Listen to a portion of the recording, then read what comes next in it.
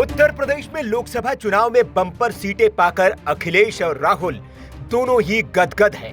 इतने गदगद कि वे यूपी में विधानसभा चुनाव जीतकर सरकार बनाने का दावा अभी से करने लगे हैं। बस चले तो वे अभी बाबा की सरकार को गिराकर सीएम की कुर्सी पर कब्जा कर ले, लेकिन ख्वाब देखना और उसे जमीन पर उतारने में बड़ा अंतर होता है। यूपी के लोकसभा चुनाव में भले ही सपा और कांग्रेस ने सीटें जीत ली हो, लेकिन यूपी में अभी भी बीजेपी ही बादशाह है और अखिलेश और कांग्रेस की दाल यहां नहीं गलने वाली है। यह हाल ही में हुए एक चुनाव के नतीजे ने बता दिया है। दरअसल उत्तर प्रदेश में हुए विधान परिषद के चुनाव में हार के डर से कांग्रेस और समाजवादी पार्टी ने उम्मीदवार ही नहीं उतारे। बिना लड़े ही दोनों जननायकों ने बाबा के सामने हथियार डाल दिए।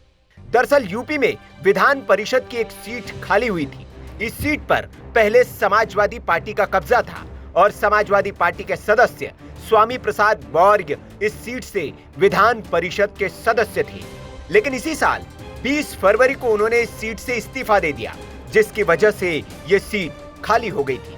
हालांकि उनका कार्यकाल जुलाई 2028 में खत्म होना था। इसी सीट पर उपचुनाव का ऐलान हुआ था, जिसके लिए 25 जून को अधिसूचना जारी की गई थी, जबकि नामांकन की आखिरी तारीख 2 जुलाई थी।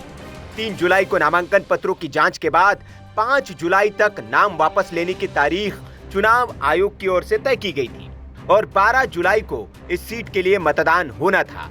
लेकिन न तो सपा, न कांग्रेस और न ही बहन जी की बसपा किसी भी पार्टी ने बीजेपी के उम्मीदवार के खिलाफ नामांकन दाखिल किया और इसी वजह से बिना मतदान के ही बीजेपी के बहरोन लाल मौर्य निर्विरोध एमएलसी चुन लिए गए। अब विधान परिषद में बीजेपी के 89 सदस्य हो गए हैं। वहीं समाजवादी पार्टी के कुल 10 सदस्य ही बचे हैं। विधान परिषद में एक सीट अभी भी खाली है। यह सीट जितिन प्रसाद के सांसद बनने के बाद खाली हुई है। यह सीट मनोनीत कोटे से है, जिस पर चुनाव कराने की जरूरत नहीं पड़ेगी। उनका कार्यकाल 2027 तक के लिए था। इस पर बीजेपी की ओर से किसी और को मनोनीत कर लिया जाएगा। लेकिन इस चुनाव से यह तो साबित हो गया है कि इंडिया गठबंधन जो यूपी में सरकार बनाने और केंद्र में सरकार गिराने का ख्वाब देख रहा है या अपने समर्थकों को दिखा रहा है, वो कितने हकीकत और कितने फसाने हैं। Bureau report, VK news. VK news, राष्ट्र के नाम।